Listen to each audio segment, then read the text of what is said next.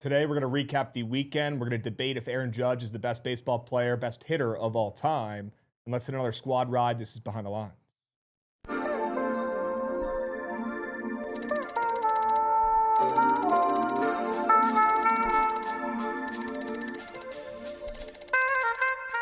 Disney adults scare the shit out of me. They need to be put on a list. Look, you go on a family trip to Disney every once in a while, once a year, sure. As long as you're not rocking the Mickey Mouse ears and you don't got the satchel with the pins, you know they've we're okay. all got those, dude. Yo, Rav, you buying back in? He says he thinks he's buying back in, which means fades. Wow. The Steelers, again, this system is 100% profitable. Those do not grow on trees, folks. So if you want to get involved, all you got to do is fade a Steelers fan. Find a Steelers fan, number one. Number two, fade them. Cereal is one of the fakest sharp foods you can eat. Big Breakfast is forced cereal down our throats for years, and I'm on to it. If you don't see me on this show tomorrow, you know who did it. It's Big Breakfast.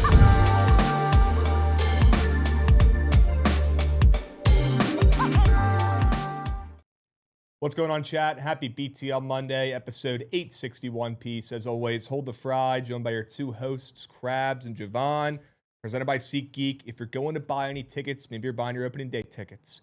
Maybe you're going to see a show, a play, right? Who knows? I don't discriminate. Hey. Whatever you're going to try to go see, get your tickets over there on SeatGeek. They got you covered. So whatever you're trying to see. I went to the rodeo this weekend in Fort Worth. Jovan, guess where I bought my tickets? Probably SeatGeek. SeatGeek. SeatGeek. Appreciate SeatGeek. Use promo code Bookit10 and get a discount on your next purchase over there on SeatGeek. Download it right now before you forget. Plug the promo code in. Hit the account button in the bottom right. The promo code bar pops up right away. You type in Bookit10. It saves your promo for the next time you buy tickets on the app. Next thing you know, you're saving coins. Next thing you know, you're rich. Okay, download SeatGeek. Go check out SeatGeek, SeatGeek. We appreciate them over there. The best ticket purchasing app out there by far. Go check it out. Check it out. Yep. Big play guy, Krabs? Not a big play guy myself. I appreciate the arts, but I'm not personally going to see them in person. No. Yep. Probably wouldn't have thought so. No. Might be a little too square for me.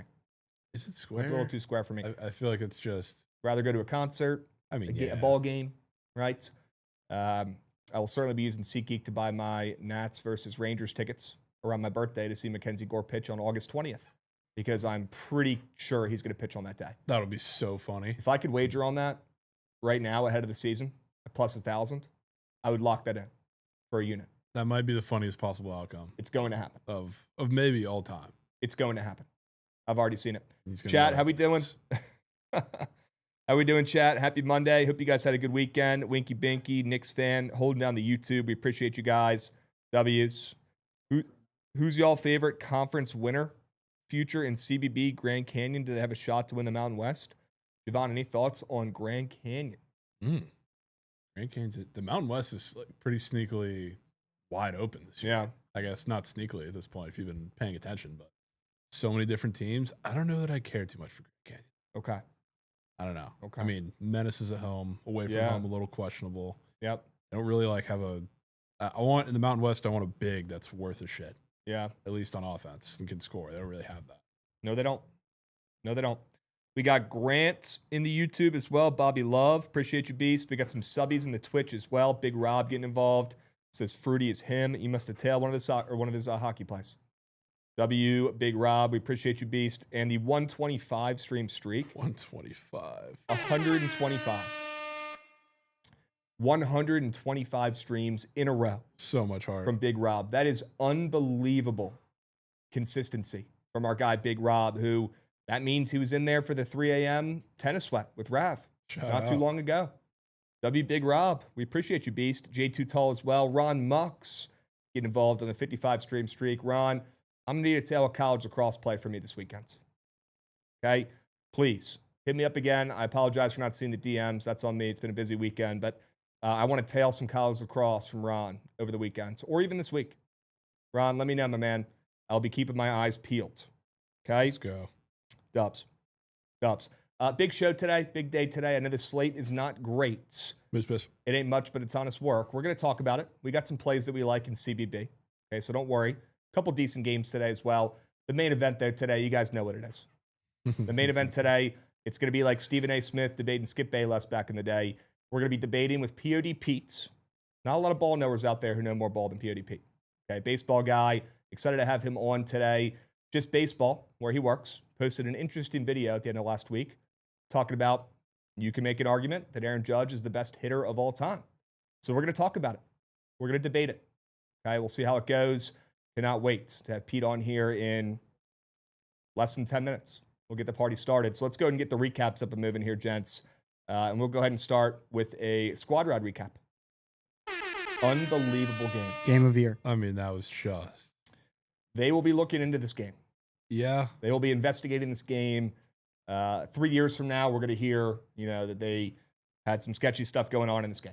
Yeah. To say the least. Probably. I mean, if there was any game you needed as evidence of why you should sometimes, at the very least, lean into the line that Vegas is giving you, yeah, it was definitely that one. Yep. But the way that game ended was unbelievable. The spread was crazy. The game was crazy. The collapse was insane. W squad ride, Jovan, great call. Okay, we weeded out the cake. We've now hit, knock on wood, 3 squad rides in a row. Let's stay hot. Yeah, let's do that. Let's stay hot. Let's be back. Okay? Dubs. W. Scott, appreciate you holding it down on the YouTube, my man. You're him. You're him. Line Shopper getting involved with the resub here for the peeps. W. Line Shopper. Appreciate you, boss. Blessing up the chat with a free subby. Don't let him get hot. Yep. That Dubs. game was just. Great game. It was just. Great game. I didn't realize, like, it was obviously a part of All-Star Weekend. I don't think I realized that it was, like, an actual event on, like, an All-Star court. Yeah, which me made neither. it that much funnier. They did celeb game and got that ready for them. Yeah, it was right after that. Mm. It was so funny and sick. They Yep. were joking the whole game because that's probably the only national TV either of those teams are getting unless they sneak in and make the first 4. Yeah. So They win their conference tourney. Who knows? big moment. I don't even know if NCAA can make their conference tournament because they're like 1 in 5 billion in their conference. They're terrible. Really bad. They're terrible, and that's why we took them at plus 2.5. Okay. W Hype Train as well. We appreciate you guys. WBTL Monday. Let's go and recap the Sharp report from Friday. See how we did overall. Whoa. No way it was a full fades. Jeez. Dudes, man, what the hell? I checked it twice. No, yeah, I'm sure you're right. Yeah. Shit plays. Jeremy Fears had, 12 assists, something like that? 14? Yeah, he was diming. Yeah. Somehow, even though he got fucking knocked. Unbelievable. Yep. Unbelievable. Not good enough for me, that's for sure. I mean, Akron was covering the entire game. They blew it late. Ohio never really was covering it all. Ryder looked great in the first half. That's what I get for fading them out. All shit plays. Drewski turned into prime Steph Curry in the 3-point contest. And then Jeremy Fears, is the best point guard in college basketball. Dude, all Drewski had to do was only hit 3 normal shots, but he hit 2. He hit 2 shots, and it was a 3-pointer from Nuckville and then a money ball. Unbelievable. 3 regular threes, and we were good, or at least 2 with CLV for the other one. Drewski really cost us some coins, huh? Yeah, that's just Unbelievable. That's unbelievably just. Never would have thought I'd be saying that in the Big 2-6, but that's where we're at. Drewski's costing us coins. Okay. Let's recap King of the Board as well. We had a sudden death, and we both lost. Yeah. So where do we go from that? I think we'll just probably tie and move on. I don't know. Tie and move that on. doesn't feel right. Yeah, I feel like we need some closure on that. I mean, the app is probably hanging it up until at least Thursday because they don't want to actually lab and give an effort in anything that's not NBA, and they can just click and pray. Yep. Sometime between, I guess, today and Wednesday, we're going to have to maybe settle that. Okay. Yeah, might have to run back sudden death with the boys over there at the board review. Excited for the app this afternoon as well. We got Beeve on today as well. I think he'll be on the rest of the streams for the app. So WB, happy to have him on board. Excited to watch the app this afternoon right after BTL. Don't go anywhere. Clear your schedules if you guys even have anything on your schedule today. I know a lot of people in the corp world have off today. So if you're having off today and you're joining us, we appreciate you. Okay, thanks for getting involved on BTL. Stick around for the app right after this. Okay? Goots, you were at a tennis match this weekend. People were talking. I was. Yeah. And I was going to do a whole tweet about this, but it was one of the best sporting events I've ever been to. No way. No. Yeah. No. And it might be biased because I'm starting to glaze tennis a lot, and it's like a new relationship. You know what I Yeah. mean? So it's the honeymoon It's phase. fresh. Yeah, it's fresh. But great sport, unbelievable sport to see live in person. Yeah. The level that those two are at is unbelievable. How was the venue? Was it at It the was Star? awesome. It was at the Star. They just kind of put it on the field. Like, think of the Xbox Bowl. It was like, indoor at Ford Center? yes. Yeah. It was like on one Yeah. side of where the football field would be, and they built a whole thing out. Yeah. Same A lot of place money where, in the sport. Same 'cause place where Jacob Clark was running free. Oh, yeah, there was a lot of very cool, like VIP sections. It's Okay. very, very rich sport, but Yeah, it was for sure. It was very cool, nice to see. Did it kind of remind you of like going to a golf tournament a little bit? I mean, it's a little easier to view because it's not 18 holes, and Yeah, you don't have to walk around. No, you don't have to walk around. You sit down. It's kind of nice. But yeah, I mean, in terms of like the the money, yeah, I would say so. But it was very cool event, Awesome. and had a big fun. And shout out Rav. Yep. And shout out to Ben Shelton cashing. Yeah. Let's go. Yeah, we fucking got you. We be fucking cashing. We dudes. fucking cashing. He shouldn't have won at all, Well, but he I'm found happy a he way. did because I think I saw you had 3 units on it. Yep, 3.3 years. W Goots POD. Yep. How about it? Great work. All right.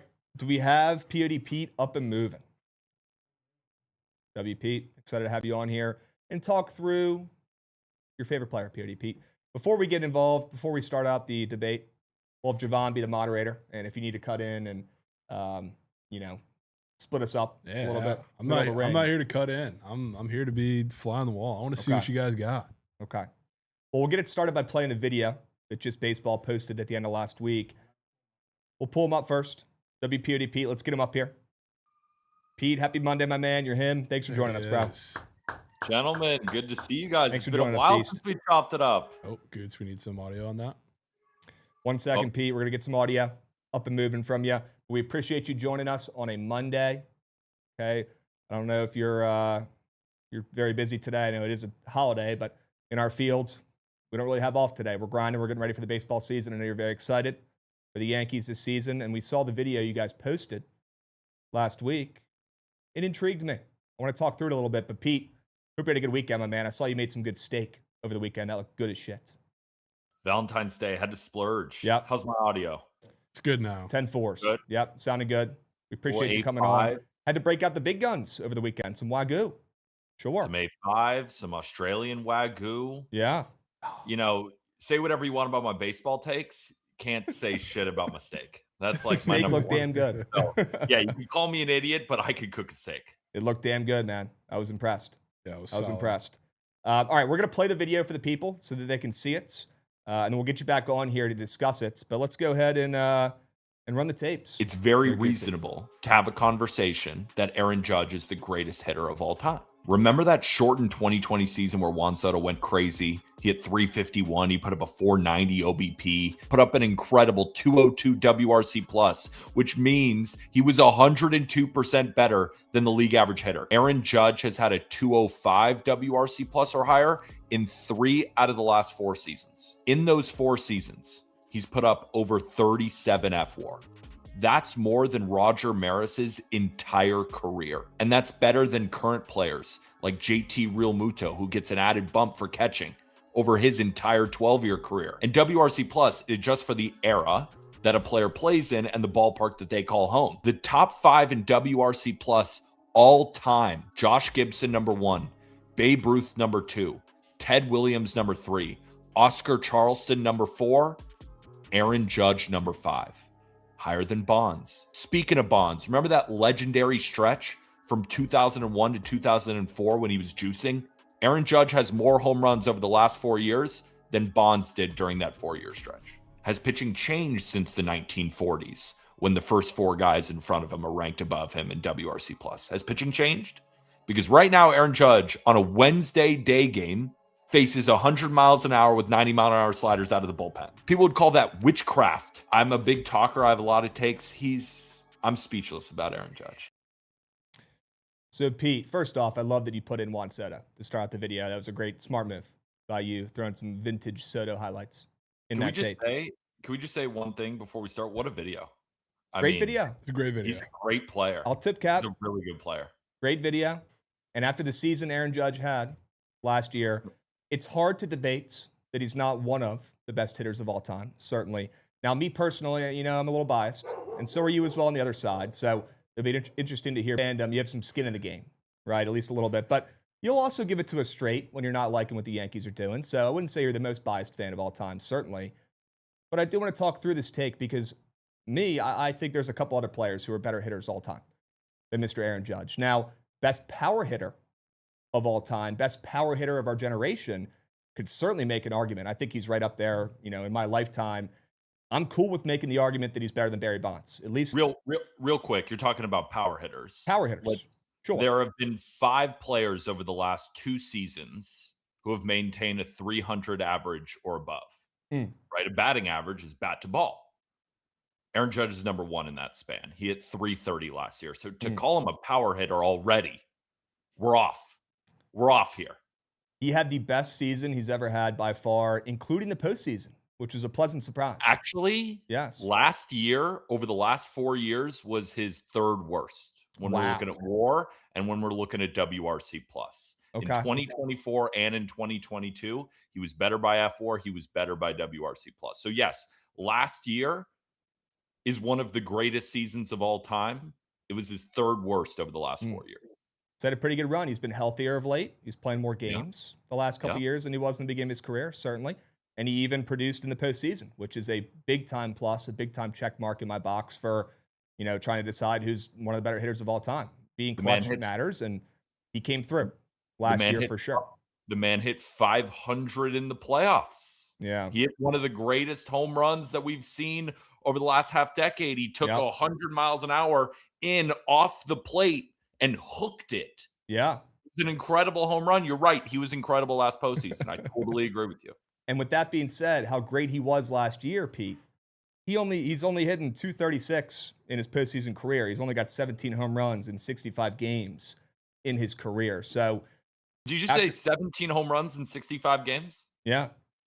Yep. Which to his standards, not good enough. You're probably pissed that Barry Bonds is hitting 245 career in the playoffs, right? With 9 home runs. I'm down to say Aaron Judge is better than Barry Bonds. At least we know Aaron Judge didn't cheat. I agree with you. As far as we I have a lot on Barry Bonds. I was expected to kind of tear down Barry Bonds, but if you're already there, we can talk about some of the other greats.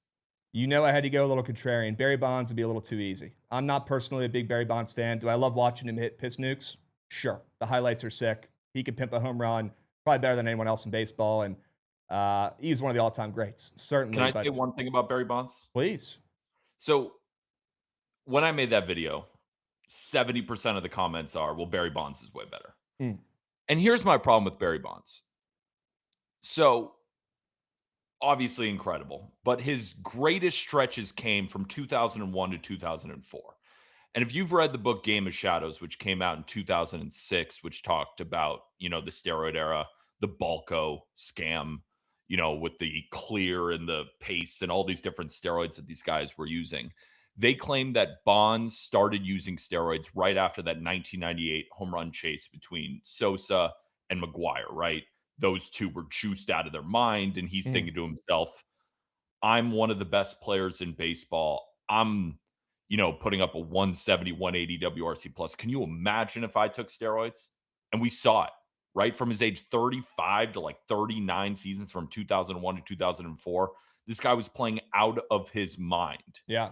But I think it's important to note that from 1986 to 1999, that's 14 seasons. How many times do you guys think Barry Bonds hit over 40 home runs? 5 times. 3. Wow, that's Isn't that a little disappointing? And then he Yeah. starts taking steroids and rattles off 4 straight 45-plus home run seasons, which included that 73 home run track. I think of a player like Albert Pujols, right? Albert Pujols and Barry Bonds had very similar treks through their first 14 years, right? Albert Pujols, I think, debuted, in the late 90s or maybe 2000, around that time. And then around 2012, he starts dipping off, right? Remember his bad times with the Angels where he was putting up just these horrible seasons and he looked like the fattest man alive. And we were thinking to ourselves, what happened to Albert Pujols? What happened to him is being a human being. So if Barry Bonds didn't start juicing in the early 2000s, late 1990s, do his all-time numbers look as good as they do? Probably not. No. Is he still one of the greatest players of all time? Yes. but people call him the GOAT. They forget he cheated. And they also forget this guy was a dirtbag. Have you ever heard any journalist talk about Barry Bonds, who covered him with the Giants or the Pirates? They said this guy stunk. If his stories were going around in today's game, we would all hate him. The good thing is he has the luxury of time passing. People forgetting a lot of these stories. And they say, steroids not that big of a deal, because what I remember is the greatest hitter I've ever seen from 2001 to 2004. And those people with their eyeballs, they were right. That version of Barry Bonds, where he was already an incredible player and took growth hormone. Yeah, that guy. Can you imagine what this 6'7", 280-pound stallion, Aaron, a.k.a. the Captain Judge, would look like if they gave him this horse tranquilizer? It would be numbers that you couldn't even imagine. Imagine.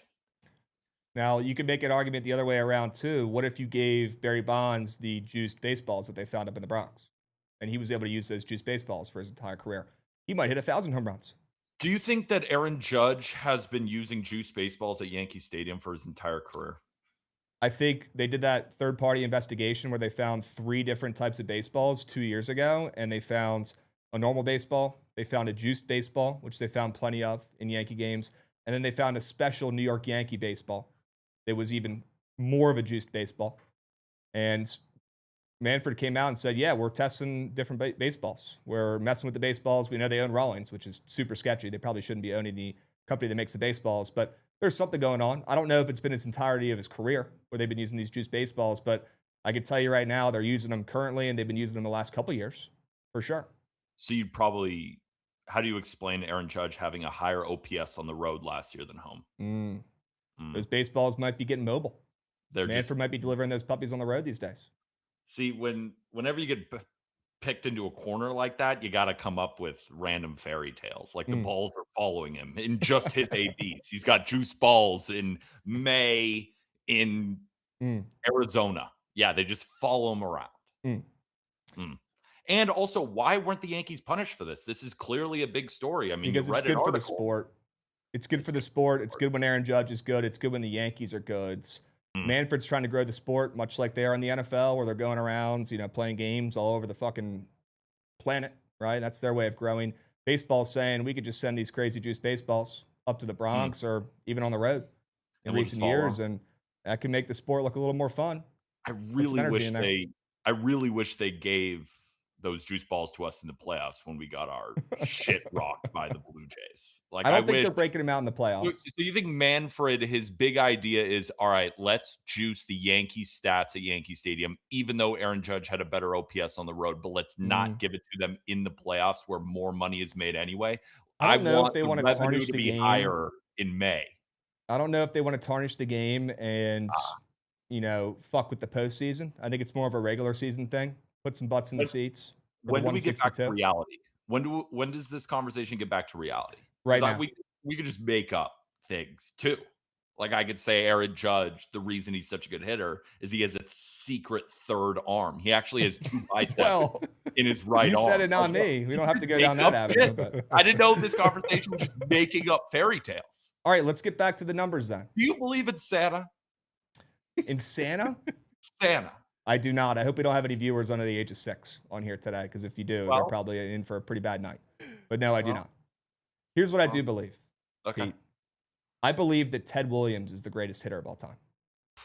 You're not gonna get a lot from me there. The man in the middle of his career went to World War II. And then he went to the Korean War. He went to 2 wars. Incredible. How many wars did Aaron Judge go to, Pete?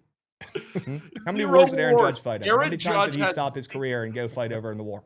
He has 0 wars on his resume. And you're not going to get a real argument from me on Ted Williams. You're not going to get a real argument from me on Babe Ruth. You're certainly not going to get a real argument from me on Josh Gibson. Greatest. I mean, if we're looking at just WRC plus, which again, 100 is league average. And what it does is it grades your offensive statistics regardless of the park you play in or the era. Number 1 all time is Josh Gibson. There's stories. Sometimes late at night, I'll watch like Negro League historians talk about these guys like Oscar Charleston. And I'm like, dear God, these guys were superheroes. So those, you're not going to hear a real argument except pitching's changed. Yeah. Right? And, I mean, it could go both ways with the pitching where, sure, these guys are throwing gas. Sure, these pitchers are better now. Real quick. Do you remember that video of Bob Feller? I don't know if you guys have seen it. I think it was in the 50s. He's like throwing a baseball to race a motorcycle. And like that's how they grade his like velocity. It's like I must have missed that one, but that's insane. Doing? You gotta look it up. I think it's Bob Feller. Look up Bob Feller motorcycle race. Okay. And I think he throws a baseball at the same time as a motorcycle going like 90 miles an hour. Did people's brains just not work back then? Yeah. It's 1940, it's 2026. It's like 80 years ago, but certainly for his era. It's kind of like, is LeBron James better than Bill Russell? Probably, right? He's definitely more talented, but Bill Russell is 10 chips. Didn't he have 11 and 13 years and average like 20 rebounds a game? And Wilt Chamberlain went for like 50 and 26. And you're like, how was that possible? I mean, Ted Williams, there's a seat at Fenway where it says like Ted Williams hit like a 580-foot home run. And like they did the math where the wind that day was pushing the ball out. And it's like these stories where I'm like, maybe that's true. I kind of want to believe it's true just because I love baseball and I think that would be sick. But I look at Ted Williams and I'm like, all right, this guy was putting up 200 WRC pluses consistently, 187 WRC plus all time, which again, accounts for the era. Judge is at 178.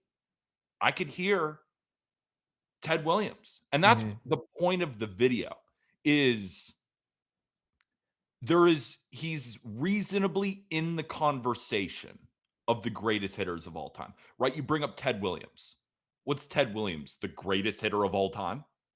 Second, Ruth, like Josh Gibson, Taylor Walls. Like he's in the conversation with guys like Taylor Walls. That's a great place to be. I have a list of guys who I think are better hitters. Okay. Overall than Aaron Judge. You've seen a lot of Ted Williams, so you know how good he is. I was actually there. They gave me hit it at the red seat. I was actually there. Me and Goots were there. Yeah. Let's go. And we can all agree he did not hit that baseball to that red seat. There's no shot.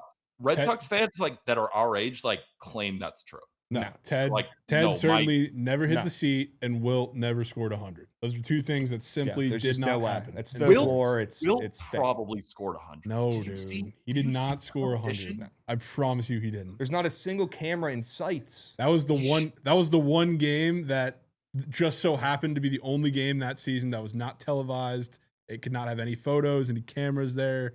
It was all a scam. I think if a guy averaged 50 and 26. He probably got to 100. The thing is, like, because you see his competition, like Bob Cousy. I mean, yeah, he was playing against Krabs, but like, yeah. It's I don't think you realize, or many people realize, just how many points in a game 100 is. It's an incredible amount. Yeah, like we just watched, or some people watched Kawhi scored 31 in the All-Star game in 12 minutes, and that was probably crazier performance than we'd seen at any like little stretch of the actual NBA season. Yeah. And he would have to do that more than 3 times, which is absurd. Let me reel this back in here because I don't really want to talk that much about Kawhi in the NBA. I hate the NBA. Me too. I didn't reel back in here. Of that All-Star game. Ugh, right? What a disgrace. Yeah, terrible products. MLB All-Star weekend clears, but we don't need to go into that. Couple reasons and a couple guys I think are better hitters overall. We'll start with that than Aaron Judge. Okay. Ted Williams is my number one. I mean, the guy went to war twice, middle of his career in his prime. He pretty much redefines, I couldn't consider it, how to approach modern hitting, right? But he was one of the first guys that actually looked at his swing and didn't have all the data, didn't have all the gadgets and gizmos, but he cared about his mechanics and he studied pitchers. And before that, it was really just guys swinging hard, smoking cigs, drinking beers in the dugout and hitting nukes, right? He actually had a science to it, and he might not have had, computers. He might not have had XFIPWAP data. He might not have had FediWAP stats and shit like that, but he was one of the first guys to really study how to be great at his craft, and he changed the game in that sense. So me personally, I have Ted Williams, and we could talk a little bit about, real quick. you know, just real quick. Have you guys seen that video of Ted Williams watching a high school Mike Piazza in the cage, and after one swing, he's like, "Yep, he's got it." I haven't seen that, but I mean, the way people talk about Ted, I'm not surprised. He probably would have been the best scout of all time.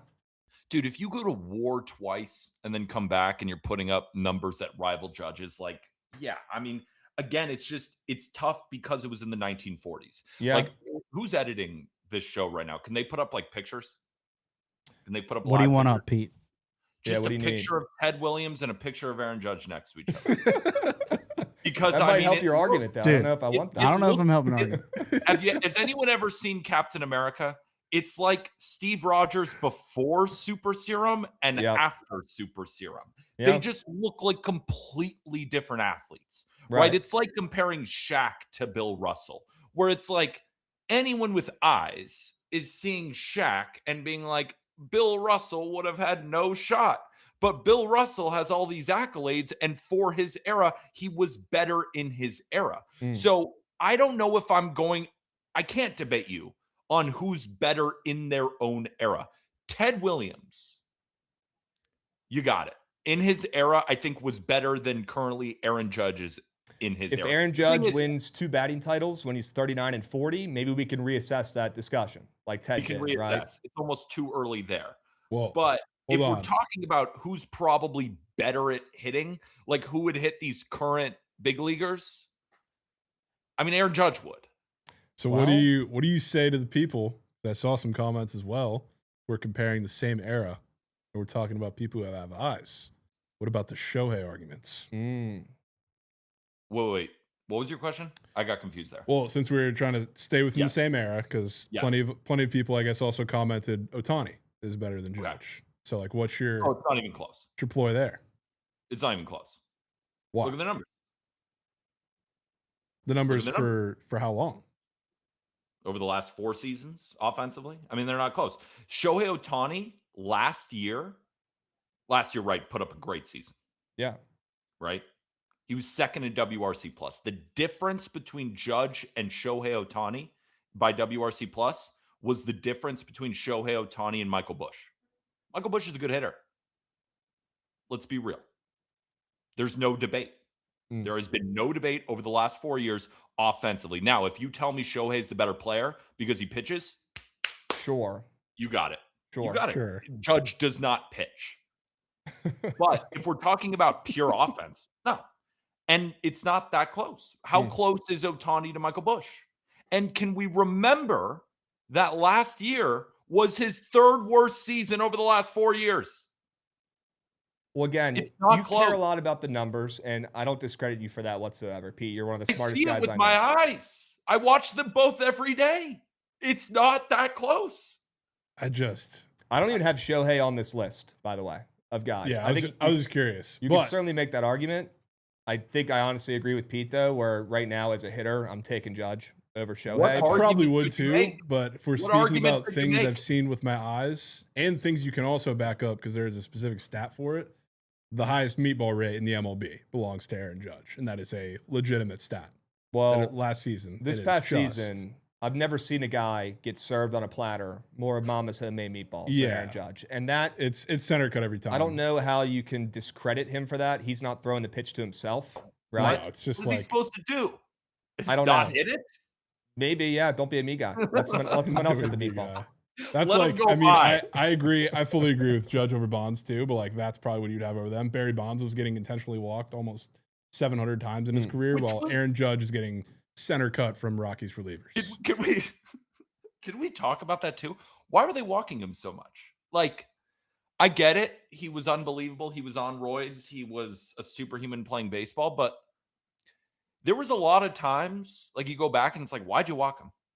Like walking him every time. And it was like, ooh, this big scary boogeyman. Like in baseball, if you're a great hitter, you get out 7 every 10 times. Yeah. You can't get him out. Like I think the walks, it was just a narrative. And back then they didn't have all the data of exactly, because again, you go into any game, Krabs, you talk about the computers and the XWAP that these teams use. They have an uber centralized scouting report for every single guy. And Judge is enemy number one throughout the league. They have these. So they didn't have those for Barry Bonds. They were like, don't throw Joe Blanton, don't throw him an 89-mile-an-hour fastball in. That's not going to work. So what do? Well, I only have my 12-6 curveball that I learned back at the farm. That's not going to work. So what do? I walk him. But now we got guys you've never even heard of throwing 101-mile-an-hour demon sinkers with 92-mile-an-hour sliders. And you're like, why are you pitching in the 6th inning for the Diamondbacks? Who are you? And Now, like that random guys. Like it's a different game. It's a could you make an different game argument you guys are playing. that, especially when you're 6'7" and you're built like a linebacker playing baseball, could it maybe be easier the higher the velo? Could that maybe benefit a guy like Aaron Judge who has his timing down, right? I'm not saying He does have a perfect swing. He has a perfect optimized swing that you can't beat. So does his size help him? How many other great 6'7" guys? Because when I look at the other really tall guys in baseball, O'Neal Cruz, Ellie De La Cruz, really tall guys, what's their big issue? They swing and miss all the time, right? Their zones are really big. If you look at Aaron Judge, in terms of low strikes called, he's always leading baseball. I've watched every Yankee game like in his like prime right now over the last 4 years. He's getting balls below his knees called strikes because on other guys, they are strikes, but he's 6'7". So he has a longer strike zone that he has to cover more. To be fair, I mean, even in his real rookie year, he still did strike out 200 times, despite the great season he had. I mean, he strikes out a lot. He strikes out still the same issues. He strikes out 27% of his at-bats in his career. He strikes out a lot. Yeah, true. And it's getting better. It's getting better with time, but he strikes out more than a fourth of his at-bats. I personally can't give the best hitter of all time award to somebody who strikes out in more than a fourth of their at-bats. I can't do it. A couple other reasons why I think Ted gets the nod personally over Aaron Judge. I think Ted's the best hitter of all time. He has a higher OPS plus. If you want to talk about xFIP WOPs and numbers and data, he has a higher OPS plus, which does factor in era, right? So that's very impressive for Ted. A 344 career batting average is something that my brain can't wrap around. The fact that somebody did that. We watch a guy like Luis Arias right now in the big 2.6 or the big 2.5, probably better in the big 2.4, to be honest with you. But that's a guy who just slaps the ball in play and can hit for average, and he's the perfect, contact hitter. He doesn't even sniff these numbers, for his career overall. 344 career batting average is unbelievable, and that will never be beaten ever. He's also the last guy to hit 400 in a season, which I think is one of the most, if not the most impressive stat in baseball history. Sure, it was 70 years ago. I get it. But that will never be beat. It will never even come close. Well, one thing, pretty sure Ty Cobb is the highest batting average of all time. Higher than Ted Williams, 344? Yeah. Look up, just Google highest batting average of all time. He's another valid entrant. The part about Luis Arias and his ability to make contact, I agree with you. He is one of the league leaders in batting average every single season. And to get to 344, right? Judge last year was at 331. That led baseball. He won the MLB batting title. But yeah, Luis Arias hitting 30 points lower than Aaron Judge by batting average. He's the model of consistency when it comes to bat to ball. And Aaron Judge is barely 30 points over in batting average. But again, tell me why Aaron Judge isn't good bat to ball? Why he's not what?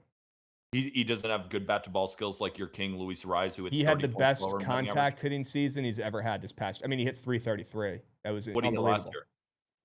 Unbelievable. I'm saying Aaron Judge hit 333 last year. What did Aaron Judge hit the year before? Probably 322. It was a 322. Following up a 267 season. Okay. So he's had back-to-back years where he has not only been a power guy, but also been a contact guy, get on base. Also the year before that. But we have to remember that in 2023, when Aaron Judge rammed his toe into Dodger Stadium's wall, rigged, by the way. You want to talk about rigged. They got metal spikes on the bottom of that wall. So they bring the juice balls, and they're like, all right, we're going to counteract that with metal spikes on the bottom of the wall. Aaron Judge jams his toe. He put up a 1342 OPS in the month of May before he got hurt. And then obviously he's dealing with a foot as a 6'7" guy. We've seen it with centers all the time. Joel Embiid will miss 2 weeks in the NBA because he stubbed his toe. Aaron Judge broke all the toes in his foot, then takes a couple of months to kind of get right. And then back in September, it's like an 1100 OPS and he's back to it. And in 100 games, he put up a 5-win season. And a 174 WRC plus that year was by far his lowest over the last 4 years. A 174 WRC plus, that's Shohei's dream. That's what Shohei did last year. That was his worst season where he got hurt and had to deal with injuries. That's Shohei. Now, did Aaron Judge or Shohei ever have a career on base percentage of 482, almost 500? Is that Ted Williams? Yes. Yeah, I'm not arguing with you on Ted. Again, it's like he was better than Judge in his era. You got it. Like, he went to war twice. Like, he's so goated, it's unbelievable. Yeah. Again, I would like a picture of both of them side by side. I think it would show a little bit. We're not trying to describe who is the biggest behemoth in the batter's box in the Big 2-6. Aaron Judge wins that, sure. I think you might see a talent gap when it comes to size. But again, Ted Williams, you got it. I wasn't even. Again, my main point of the video is there's a reasonable discussion for Aaron Judge to become the greatest hitter of all time. And we've already said, you guys have both admitted he's better than Bonds, which, again, I assume a lot of people in the chat disagree with that. I give him that because he didn't take steroids. Exactly. Yeah. So we got to go back to the 1940s and try and find guys who were better in their era. And Ted Williams, I agree, would be number one. I will concede Babe Ruth. I will concede Josh Gibson. After that, though, and we still have more years to go, like, who's to say Aaron Judge won't do it again? So and let me ask you this. If you were picking right now from a data pool, player pool, out of anybody who's ever stepped foot on a major league diamond ever at any given time, Abner Doubleday included, the guy who invented the sport, who is the best hitter of all time? Who are you picking?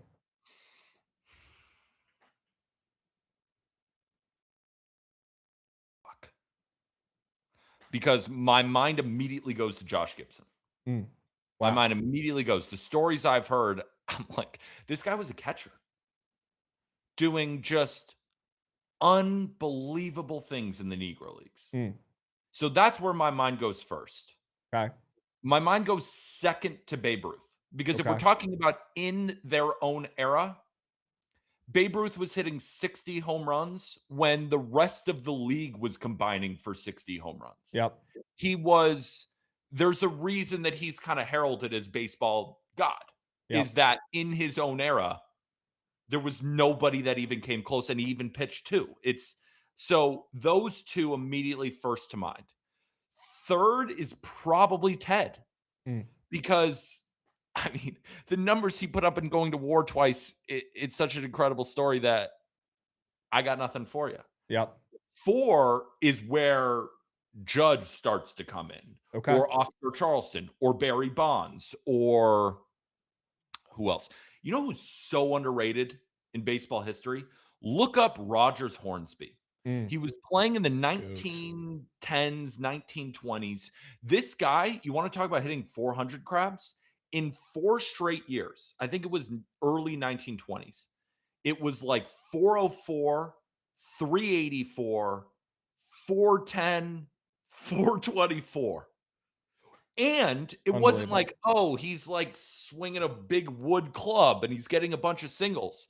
In that 4-year stretch, he had a 39 home run season and a 42 home run season. He is... Again, I think he's like 11th all time in WRC plus. Nobody talks about him. He's a freaking monster. But then you get to more current guys like Albert Pujols, Miguel Cabrera. Yep. I had nightmares. I remember as a kid, I had nightmares about Manny Ramirez and David Ortiz. Genuinely, as a Yankee fan growing up. Right. Like, those guys were terrifying to me. They felt like TV or movie villains. Yep. Those guys are up there. No Hank. I mean, Shohei. You want to hear a funny stat? You know who's second right now, currently in WRC plus, behind Aaron Judge among current active players? Juan Soto. Nope. Gunnar Henderson. You asking me for Any guesses? Was gonna say Jake Mangum, but might be a little off on that. I'm gonna give you a hint. Who's the scariest hitter in baseball? The most menacing in the box? Where you're like, if he's up in October, we are screwed. You want to give me the real answer? Because the real answer, where's number 13 in Tampa? Who are you talking about? Yordan Alvarez. Wow. Your daddy. Okay. The thing is, he's played like 660 games, so he's got like, he's got help by not as many plate appearances. Is a scary man over there in Houston. Yeah, it is. I'd like to see him have a bounce back year and stay healthy. And that's also been part of the gripe with Aaron Judge. Obviously, recently, he's played a lot more. He's been less injured, which is good to see. I'm never rooting on, people think I'm fucking around.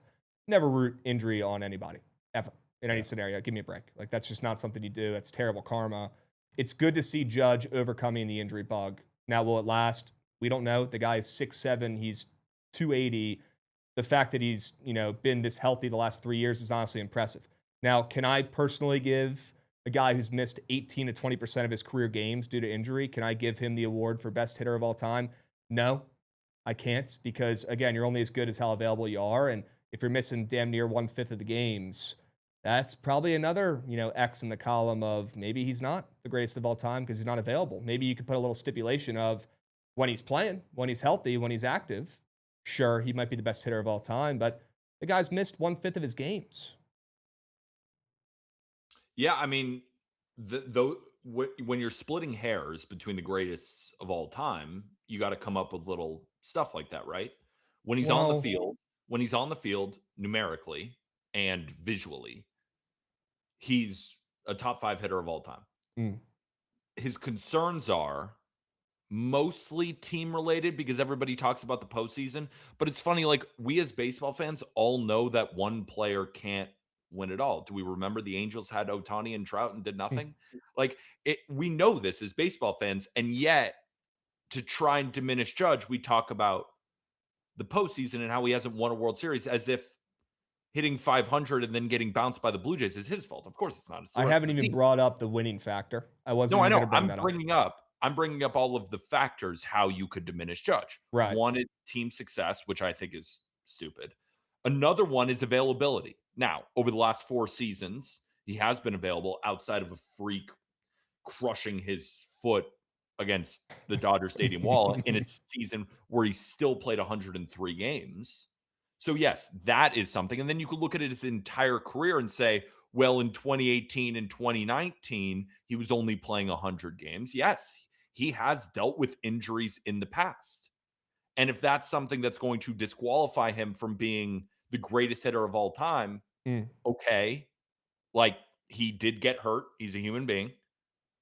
And then the fairy tale about the juice balls, Santa existing. The tooth fairy could be a point that we use for reference about why Judge isn't the GOAT. Can we talk about maybe something that's real, like clutch factor? True. Yeah, we can talk about him literally being clutch last year, but year. But how about in his career? How clutch has he been overall in his career? Because I could tell you a million at bats when they've needed him most that he's struck out on a pitch in the dirt and looked like shit. Well, not a million, and normally not in the dirt.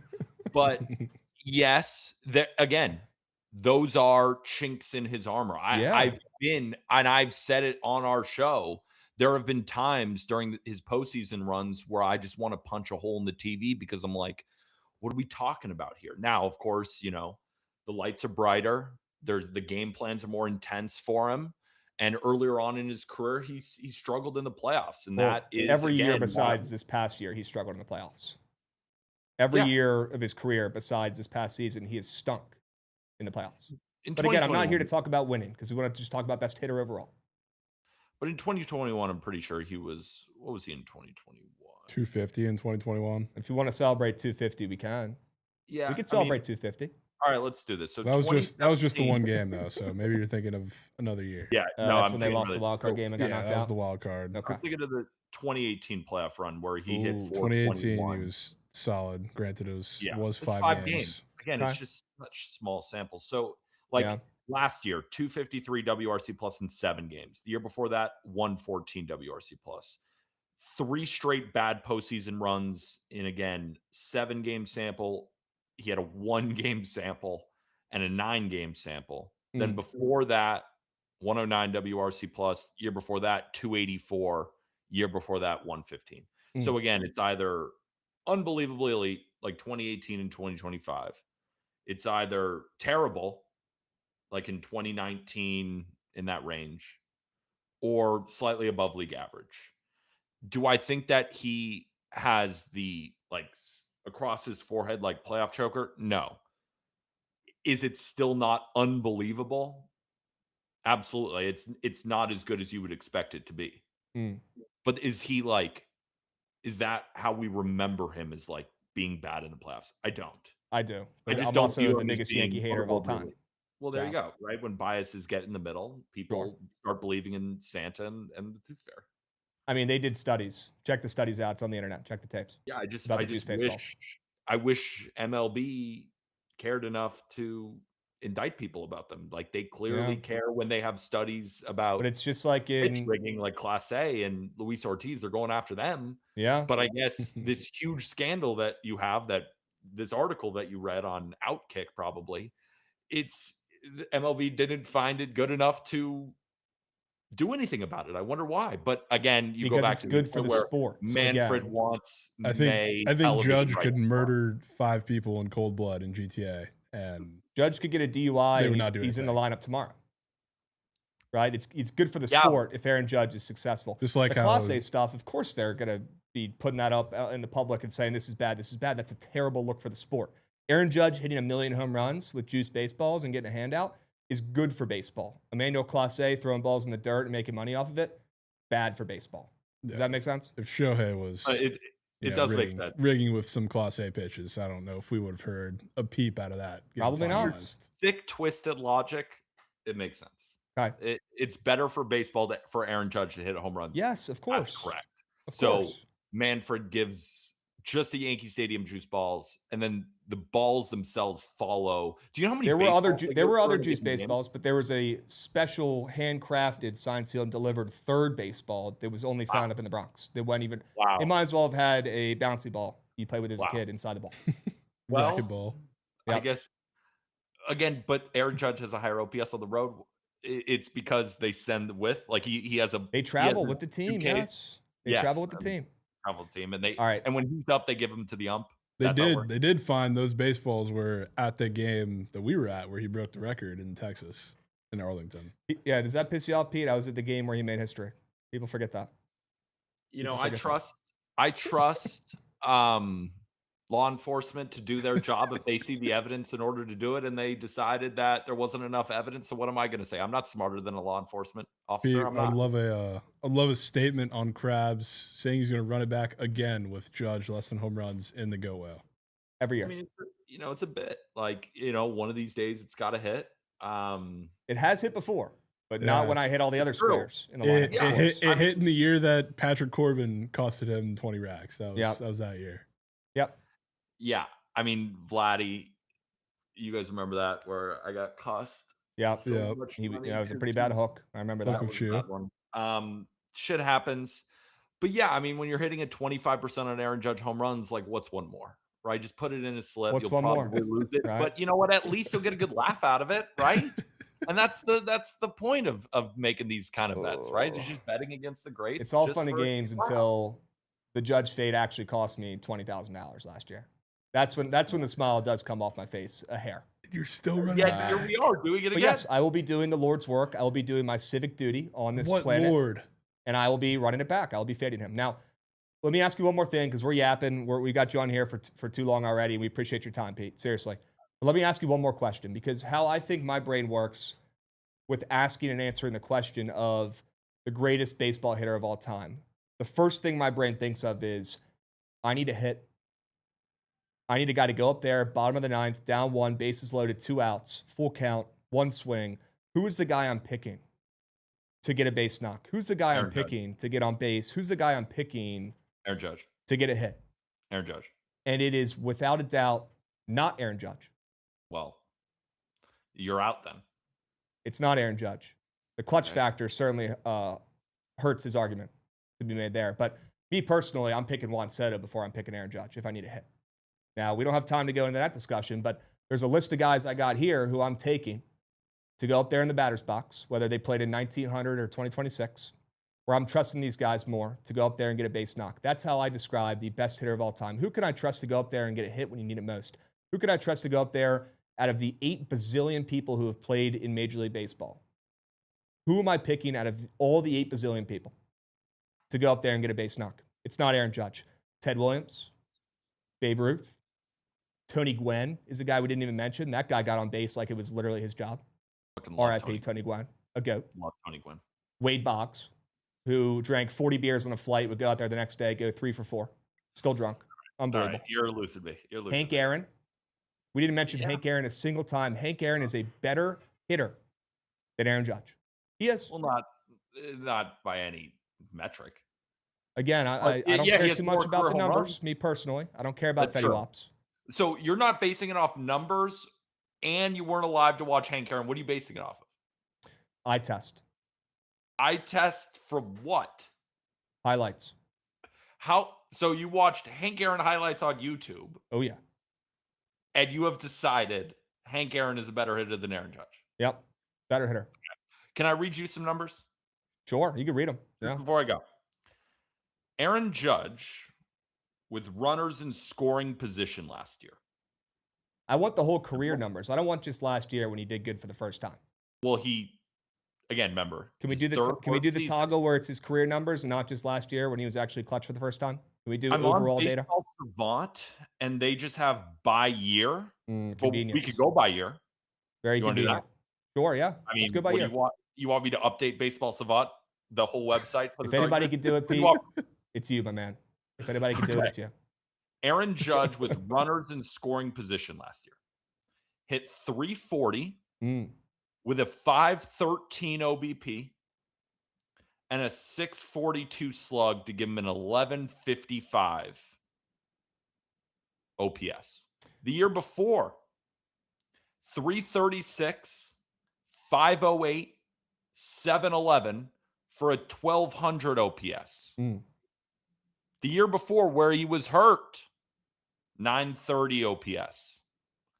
The year before that, 346, 520, 721. Everything you're saying is a lie. What about the 5 years before that when he was not clutch whatsoever? All right, let's keep going. So now we're going back a while. In 2021, he hit 331, 425, 559 slug to give him a 984 OPS. We'll skip 2020, shortened COVID season. Well, I don't know if we'll skip it. Okay. All right, let's look at 2020 where he played 28 total games. 261, 370, 652 for an OPS over 1,000. In 2019, 242, 440, 394 for an 834 OPS back in 2019. 2018, 830 OPS. 2017, OPS over 1,000. And then 2016, that was his cup of coffee rookie year. Yep. His best achievement so far in his career. Yep. He had 16 ABs in scoring. Yeah, he barely played. So his OPS is over 1,000 with runners in scoring position. Should we look at Juan Soto's before we go? I feel like your best. I feel like we don't want to do is the fact that a lot of those ABs were up 8 runs playing against the Rockies in the 8th inning. That would probably be your best counter to that. But again, that's just like trying to find an excuse that's not backed in the data. How many times do you think the Yankees are playing a team in the NL West? All the time, apparently. I mean, the numbers have definitely backed that a lot of those runs, but even like last year came with the game far out of hand. All his home runs come in 8-1 games that they're already blowing the living shit out of their opponent. Which that's not even a Krabs narrative. That is a fair point because that happens. How'd they get to 8-1? How'd they get to 8-1? It's not very often him. Probably in those scenarios. Probably a Judge walk or a ground ball that squeaks through the hole. the Yankees, according to Krabs, are terrible. How'd they get up 8-1? Was it Grisham? They're not terrible. They just can't win the big shebang. Grisham's sneaky career year last year. Don't forget. Can't disrespect. Grisham was awesome last year. Cody B was awesome last year.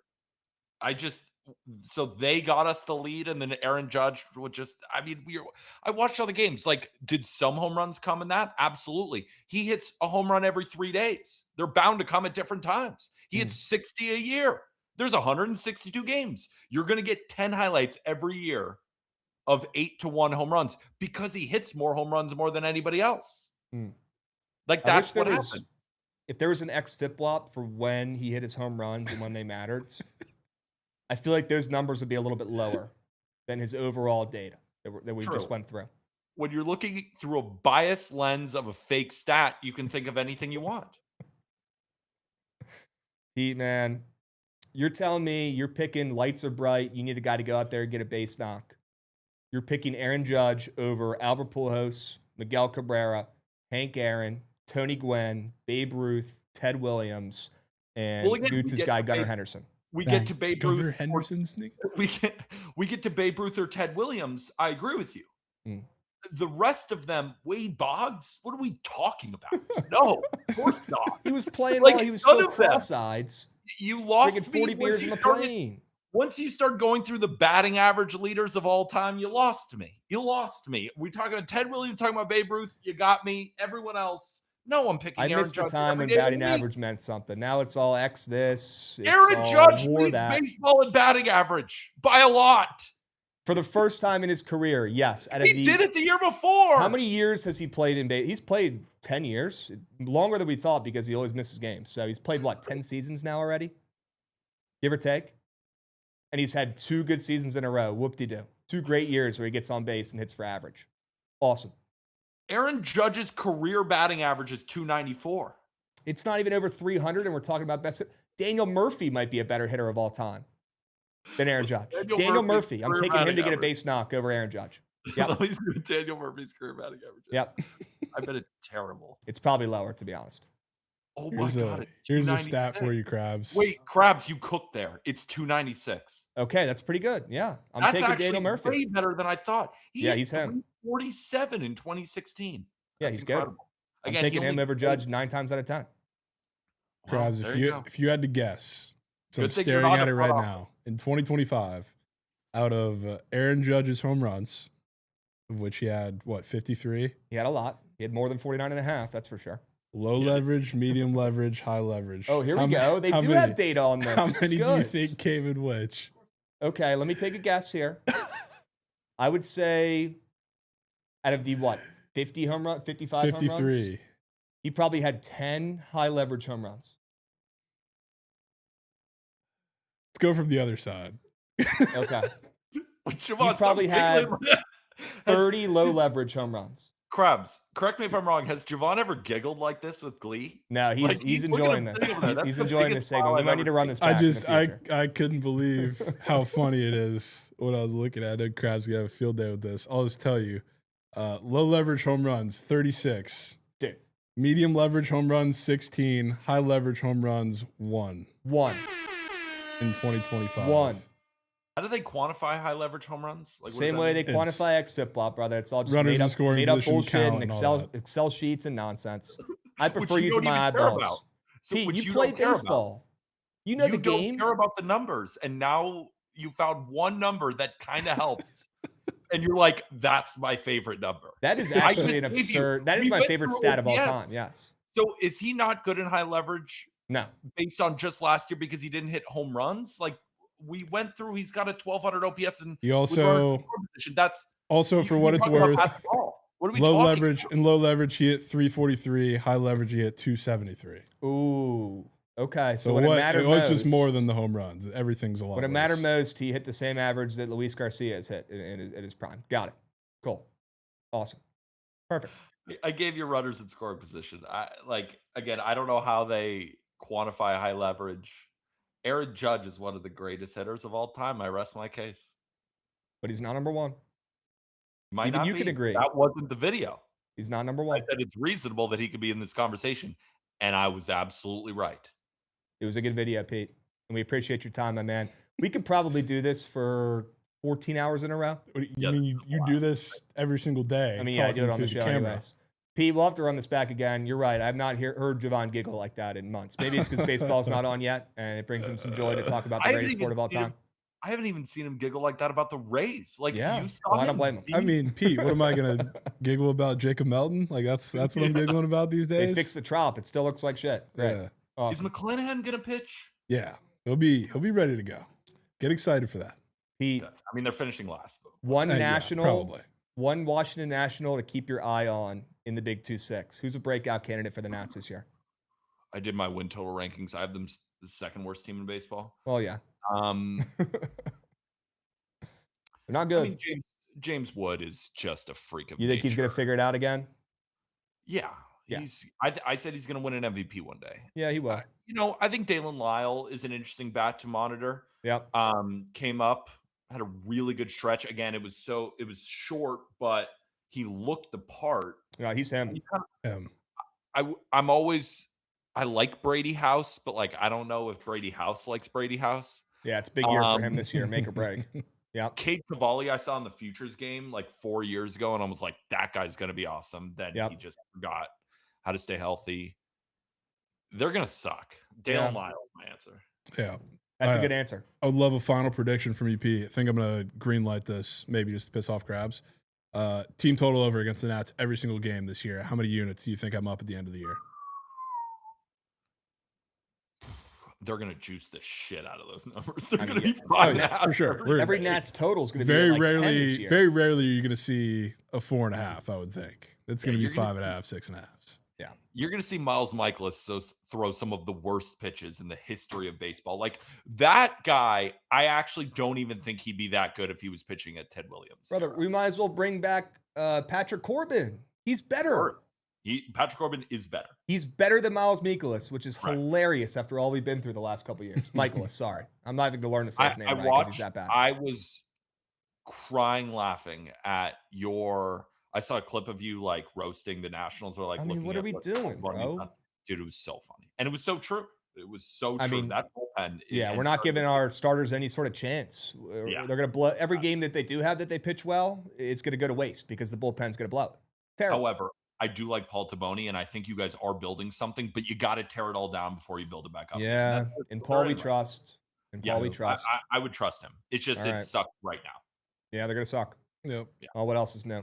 GG Abrams. Pete, always a pleasure, my man. I know we're getting excited for baseball coming up here. We'll see if we can find something else to get you on for before the season. Maybe we'll do some like futures talk or some shit. But we appreciate you coming on. Hope you have a great rest of your Monday, my man. And fuck Aaron Judge. I'll leave it at that. Okay. I'll leave you guys with this. Aaron Judge is one of the greatest hitters of all time. And when you turn on a Yankee game and you're lucky enough to turn on a Yankee game and you get to watch him, just know that you're witnessing greatness. Gentlemen, thanks for having me on. This is so much fun. Always a pleasure. One high leverage home run. We'll be soon. Peace, brother. Peace out, losers.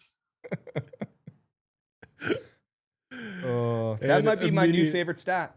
Immediate cut to Krabs with 3 unders on the card. We got to get to it, man. I know. We're gonna do power. We're gonna power through these book plays, and again, the sell jobs here are gonna be minimal. We got a couple unders on the card. Chat. Hope you guys enjoyed the Aaron Judge talk. Who won that discussion? Who won that discussion? Was that me, or was that POD Pete? Run a poll, Pega. Yeah. Can we get a poll going? Don't be biased. Just pick whoever won the debate. I want to hear it. Jovan, that was a good little nugget you brought out there at the end. I didn't even know you could find data like that. That's why Goots is big into these stats. You can find some cool stuff. You can find pretty much. So now you like the X-Fit flop? Yeah, no, I don't like the X-Fit flops, but I do like the high leverage, medium leverage, low leverage home runs. That's all you like. Only stat I'll ever use again. Got it. You got to show them how to find that. Save Whiteman coming in with 5 gifted. Let's go. Say, attaboy. Attaboy. All right. Yeah, get that poll up and move and get those votes in. Okay. I got boiled with Old Bay. Okay. Let's talk about these book plays real quick. I got 3 unders for you guys in CBB. Wouldn't have it any other way. Okay, we'll get it started out with a Duke and Syracuse game here. This Duke team might be legit. Am I looking to fade this Duke team down the stretch? No, I'm really not. I'm done fading them now. They're not really covering right this second. They haven't covered their last 4 games in a row. They're still winning a lot of these games besides that UNC slip up, but Syracuse, on the other hand, has been a covering machine, although you can make an argument that Syracuse looks like the sharp side on paper. I don't think it is, and we'll talk about that more in a little bit. But I like the under in this game. Total's dropping from 143.5. Now I'm seeing 141.5, which is a great sign, seeing this total dropping. Duke's offense, they've been getting all the praise. The Boozers have been getting slurped. They got some pretty good guard play as well, and a solid center to hold it down as well. Sarr's a pretty good piece. This Duke team, they got some stars. They're back. Coach Shire's done a great job. They're one of the best teams in the country. You can make an argument they're the best team in the country. Now, what's not getting talked about enough is their defense. This team is clamps. Absolute clamps. I witnessed it against my Hokies. I witnessed it in ACC play for the majority of it. This team can play some defense, hence why they've hit a bunch of unders in a row. They're not even scoring a ton. They're scoring 70-ish points a game, sometimes less, sometimes in the high 60s, and their defense has been unbelievable. This Syracuse team does not play a ton of defense, to be honest with you, but they're coming off a couple high-scoring games, and I want to fade that narrative. And with this total dropping, a total that I would have expected to be in the middle 145s, seeing it this low and dropping, I feel like is a very good sign for an under. I think Duke's defense holds Syracuse to 50 or less points in this game. I think this one could be ugly. I think this is like a 70 to 50 type of game. Disgusting. Syracuse struggles offensively. They've been playing very good of late. Ever since they benched little Anthony, they've actually shown some hearts. No, he's playing now. He's playing now, but he got benched for a game. It was a one game thing, sure. But since then, they've looked a lot better since they benched him and brought him back. Setting the tone a little bit up there in Cuse. Maybe it needed to be done. I don't know. They've won 2 games in a row, which for them is like winning the goddamn lottery in the Big 2-6 for a Syracuse team. And I'll tell you right now, after winning against SMU on a buzzer beater. That game was crazy. I was watching a little bit of that. Yeah, this is the perfect time to fade. They beat Cal 107-100 in a crazy high-scoring affair. That's more points than this team scored in a game all season. That's the most you'll see them score all season. Not even close. So could be a good time to fade this Syracuse team that I'm not expecting to score more than 50 points in this contest against the Duke Clamps that are not getting talked about enough. Their defense is elite. That's why they're printing unders right now. And I want to start making some money off of it. Give me the under that's dropping 142.5, 141.5, whatever you have. It's not going to matter. This game's going to soar under. Sure. I'm in on that. What are you cooking up over there? I guess we can kind of stay in that game. I think Duke is going to lay knuckle. Wow. Fuck a look-ahead spot, which I'm sure will be mentioned at some point today. Huge game looming on Saturday. But I don't really care for this one, to be honest with you, especially because Q's, last time they played a somewhat similar game was against UNC, and they had the most miracle cover, I think one of them at least. NCAA and team might be up there, but one of the most miracle covers that we've seen over the course of the season. To be honest with you, they're getting porked by damn near 30 in that game and somehow came up with a run at the end of the game to make that one close. I don't think the same's going to happen here, especially because like Duke is going to destroy them on the inside, whether it's Boozer, whether it's Gungbo, who I think is going to be back tonight as of right now. And then, but really they can do whatever they want. Like they have perimeter defense that's going to tear them to shreds, make it really tough on a lot of the shooters, make it tough on the guards to create. And on the inside, they have absolutely nothing for Syracuse or nothing for Duke. Sorry. Like this is going to be a knuckening in my opinion. Okay. All right. Kind of goes with the same script I had with the under. Yeah. Just hope Duke doesn't put up 80 plus points themselves. Yeah, it's possible. But I think to do that, it'll probably have to be a little slow in the first place because they'll be going inside a lot. All right. I appreciate the subbies we got as well. We got Archie Gambles getting involved. Says, fuck the Yankees. W. Archie Gambles. Step Back Harden, Brian C. Big Matty Marks getting involved as well, along with Sade dropping a 5-unit whale. Sade, you're good, my man. We appreciate you, and we appreciate everybody coming in, giving some subbies. I want to sneak something real quick. Aaron Judge has a 111 batting average against Kyle Bradish. Wow. No Just sneaking that in there. Kyle Bradish might be Aaron Judge's kryptonite. Might be. Straight up. All right. 14 plate appearances. Could have used that one earlier. I'm not going to lie. Could have used that stat a couple minutes ago. All right. Got another nasty under for you guys. Swinging around, Gootsy. How about the under in Norfolk State, Maryland Eastern Shore? Shoreman. Very excited to have the Shoreman back on the card here. Do I think they win this game? They've already beaten Norfolk once. This is not your mom and pa's Norfolk State team that's typically dominating this conference. This team has struggled at times this year. Now they are starting to figure it out a little bit. They've won 2 in a row. Maryland Eastern Shore, on the other hand, has been struggling immensely. They've lost a bunch of games in a row. These two teams have already played. This honestly might be Maryland Eastern Shore's last win, was against Norfolk back in middle of January. They won 74-70, game sort over first time around between these two teams. Now you're seeing the total. Sure, it's a little bit higher this time around than the first game, but it's still not as high as I thought they'd put it after both teams scored plenty of points in that first matchup. This is the perfect sell high on both offenses. After they already faced off, they both splooged against each other. Now we got a total that's dropping from 137.5 7.5 to 137, 136.5 some places. Good sign for fading points in round 2 of this matchup. It's going to be, I think, pretty hard-nosed, pretty tough, pretty physical. And you're going to see Norfolk trying to get their lick back, playing some good defense against Maryland Eastern Shore. You're going to see a hungry Maryland Eastern Shore team that thinks they have a chance today after they already beat this Norfolk team one time this season. Both those angles tell me we're getting limited points. We're getting a tough, physical, close matchup. It's going to be an ugly game, which results in an under between these two teams that have already seen each other once so far this season. Game sort over. This time around, give me the under. Sure. And Okay. on that, I'll take you to the diamond real quick, Krabs. Word. We got a game that starts up in a little bit over an hour. Wow. 2 p.m. Central. Nebraska and Stanford. Nebraska has started out. I mean, they looked absolutely fantastic this weekend. Granted, kind of some softball matchups, but anytime you see a Big Ten team come up in a little tournament setting early in the season and impress, you got to kind of tip cap for that. And they're not the only one, but we'll save that conversation for later. Looked great 3 games. Pitching staff has held teams to 2-4-1. Again, granted, UConn, Northeastern, and GCU.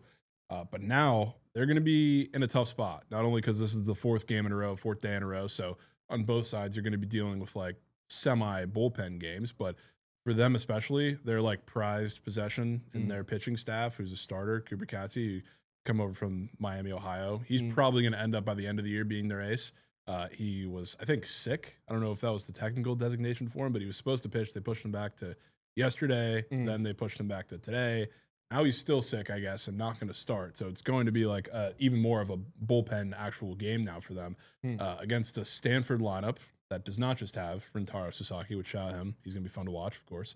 But their whole lineup has got like a lot of guys back that are just really tough ABs. Now for like a pitching staff that's been really good, and they've played teams that don't really bring any sort of pop in UConn, Northeastern, and GCU for the most part, the first 3 games, kind of a struggle. And I think the total being where it is after like none of the games Nebraska has played so far this season have gone over this total, and a lot of that's been because of their pitching staff. I think Stanford kind of hops all over him today, which would probably be why they're also continuing to catch steam up to like minus 160 in the game against 3-0 Nebraska. But I don't really trust their pitching staff, who's also on the same, 3 games in a row. This is number 4 type stretch, and they're kind of thin on arms at this point. I don't really trust them to lock it down either. So I think we're getting some early runs, and I don't know if it's in Surprise or the other Arizona field, but one of the Arizona fields they're playing on today. Okay. All right, little college baseball wager for you guys this afternoon. W's. Let's go. We'll come back to Tarleton. For now, flip it around, Goots. I got one more play for you guys. The under in the game of the night. Houston, Iowa State. I'm excited for this one, and I'm excited to fade points and fade fun. Okay, would you have it any other way? Probably not. Give me the under.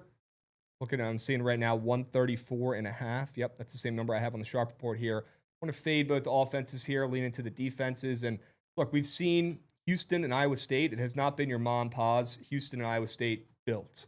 These teams have been known to score a little bit more this season than they have in recent years. So when they're facing off against each other, I feel like it'll be a good old vintage battle where we get a little bit of a low-scoring affair, a game that soars under. We've seen Houston in a bunch of unders recently. Their defense has been better compared to the beginning of the season, but both these teams can put the ball in the hoop. If you go to Prize Picks, you look at some of the point squares up for this game, you'll notice some seriously green charts in this one, and we'll talk about a couple in a moment when we get to the squares. But loving the under in Houston, Iowa State. Very, very big game for both these squads. Massive game. Game of the year. You can make the argument this is the game of the year for both these teams. The winner is probably the front runner to win the Natty, in my opinion. I think that's a lot of nerves, and that's a low-scoring under type of script. They're just kids. We got to remember. They might be olds. They might be playing for 6 years in college, but they're just kids. Mistakes are bound to happen, and in a game with a lot of nerves, lights are bright, prime time, 8 p.m. Central on ESPN. That smells like a nationally televised under script if I've ever heard one. Sure. Wouldn't that be something? You get both unders in Big Monday. Yeah. That is truly just. The overs aren't going 2-0. That's for sure. Yeah. All right, quick sell job here on Tarleton. Yes, the super rare time that this is not just a rematch, Krabs. This is a double rematch. This is the 3rd time that they're playing this year. And guess who lost both games already, including the second one was just this weekend, and Tarleton lost by 14 points. Wow. So why are they now flipping to a favorite after being 3.5, 4-point dogs in this game? Couldn't tell you, but I can tell you one thing. That game, especially just because of both the way these teams play, both the teams had 20-plus turnovers in that game. So, like, there's a lot of variability with this matchup. And Hence the reason why that game was filled with runs, including the fact that Abilene had 47 points in the second half after Tarleton, for the most part, like controlled the first half. I think after that, which again, like the stories were turnovers on both sides of the runs. Yep. I think Tarleton, even though they're still without Dior Johnson, which I guess makes the line even weirder, not that that's any new news, but how the fuck are they getting any line respect when Dior Johnson's still not able to find his way to the court? I don't really know, and I couldn't tell you. Right. But the turnovers are an issue. When they're back at home, turnovers are a little bit less of an issue. Plus, Abilene typically doesn't really score off of turnovers too much. They force them depending on like if they play a fast team or not, but they're really bad at converting them. They were not really bad at converting them over the weekend, hence why the game in the second half turned out the way it did. We're not getting that twice in a row, and technically you can say 3 times in a row because they've already played twice, and it's ended that same way 2 times already. Third time's the charm for the Texans as a short favorite now.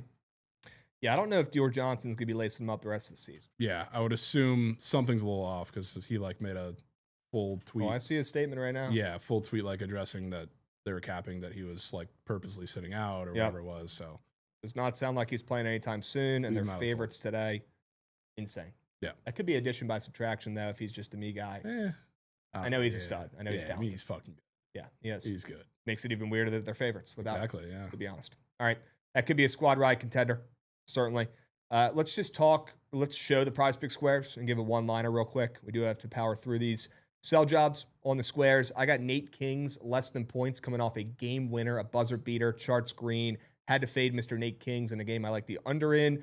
And Mr. Killian Tiore, Tiore, however you say it, it's not going to matter. He's not hitting a 3 in this game. We know he's not very good offensively. He's more of a facilitator, pass first type of guy, a backup point guard that plays a little bit of defense, can grab some boards at some times. Pretty physical, tough player. Not a great shooter, but he's been shooting great recently. Perfect time to fade. Green chart in 4 of his last 5 against a top 40 3-point defense in college basketball. Good luck, Killian. You might play decent, have a couple assists tonight, make some good game-winning plays, but you're not banging a 3. It's also on the pop tab. Jovan, couple squares you like? Also fading Nate King's, but I'm doing it with his rebounds. Wow. Quick nugget on that. Obviously, Green last 4 games, 18 boards in those games. In those games, he has a rebound off of a block in every single one of those 4 games. That's not going to happen very much against Duke. Hughes ain't blocking Duke very many times at the rim. He has 4 offensive rebounds in those games. I think almost 1 in each game. One of the games he had 2. Damn. Duke's top 20 just about, and CBB and offensive boards allowed. He ain't getting those against Duke. Out of the 18 boards, only 1 of those is from a 2-point attempt from a big. And I say big in quotes because the big that he got off of was 6'6". So he plays the 4, so I had to include him because Boozer and Ngungba technically are both big. So we'll leave it at that. But all of them are from shooters for the most part, except for 1 was like Henry Visard airballing 3. All is to say, he gets rebounds when guards shoot. Guards, I don't think, are going to be shooting very much in this game. Plus, Duke's like the toughest guard rebounding matchup in college basketball. He ain't getting 4. And the next one up here is Senac. I don't know if you've seen, but most popular square in prize picks today is Kingston Flemings, which I don't know why, because he's not even coming off a game like where he's green. Last 2 games, he's kind of been nuck. People are just taking him because he's Kingston Flemings, but probably he's gotten bumped down 2 full points at this point, which I like his less than points. Sneak add that to the card. But been kind of nuck because he's been kind of deferring to everybody. Like, you're going to be on Taman Lipsey, toughest all-ball defender in all of the Big 12, I would say. Yeah. So not only do they have Taman Lipsey coming out of him, but Iowa State doubles on pick and rolls pretty much every time. And whenever there is a wing defender that, regardless of whether he's a good defender or bad defender, if you notice, every single time Houston plays one of those teams, which Milan fits into that perfectly, they give the ball to Senac, and he is super aggressive early in the game. It's the same thing they did when Debanza was on the floor, and they played BYU. I think the ball is going to be out of Kingston Fleming's hands a lot. And whenever that happens, like, it's not really the 3-point shooters. It is Senac being aggressive, either getting to the rim or shooting to spread out the defense. That's happening for 10 tonight. Love it. And go ahead and add Kingston Fleming less than points to my card as well. Yeah. Love that too. Just maybe thought I was a little late to the party. Okay. But I don't know if the bucket's going to matter, man. All right. Dubs, real quick, before we get to the squad rides, somebody in the chat says, Krabs, that hat is fresh. WZ Gordo, if you want to cop a Bookit hat, you want to cop one of these puppies, the brown one is so fresh. We got like 6 different colors on the site. We'll drop the link if you guys want to get involved. Order them now before they sell out. Get involved. Bookit hats. Huge. We appreciate you guys. Check them out. Click the link and get involved. Okay. Appreciate you guys. They are confirmed, very fresh. All right, Goots. Do me a favor, my man. If you're around, if you're local, run that shit. I'm trying to see that train.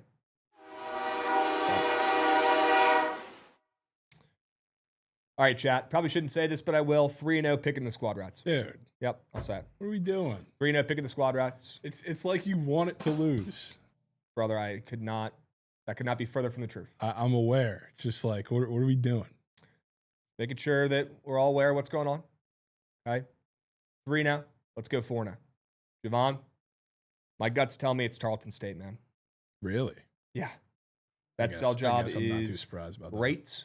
That is the nastiest play out of all these. That's probably the play that if we put in the poll would get voted on the least. And those have been hitting at a pretty alarming rate. So I got 3 unders that I love. Sure. I like your over on the diamond as well. Great sell job. I like your Duke play.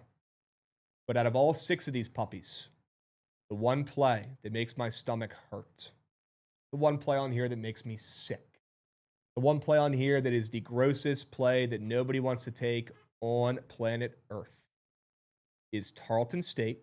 Hashtag let's get this money without Dior Johnson. The way you sell it. Without Dior Johnson. I mean, yeah, I'm with you, Krabs. It has to be done. I probably would have said Duke, but I'm right there with Tarleton. Wow. We're going Tarleton. We're going Tarleton on the ML. Do I like Duke to cover when they haven't covered 4 in a row and they're playing Syracuse? It's been a covering machine? Sure. I like it. But Tarleton's the winner. That's the squad ride. That play's turning green. We're going 4-0, picking the squad rides, Jovan. I don't think it's going to matter between those two, to be honest. Right. They're both hitting. It's got to be Tarleton on the ML. It's as easy as that. Let's go. Squad ride Tarleton. Tarleton Texans. Okay. Hopefully they're better than the Houston ones. Yeah. Yep. W Jovan, W Play, WBTL today. We appreciate you guys. Again, cop those hats before they sell out. We'll drop the link one more time for you guys in the Twitch and the YouTube. W Goots, we appreciate you, Beast. WPOD Pete coming on as well. We'll have to run that back again before baseball season. We appreciate you guys. Hope you enjoyed today's show. Stick around. We got the Yap starting up right now. Stick around. Don't go anywhere. Stay here. Catch you guys tomorrow. Same time, same place. Obey. Obey. Peace.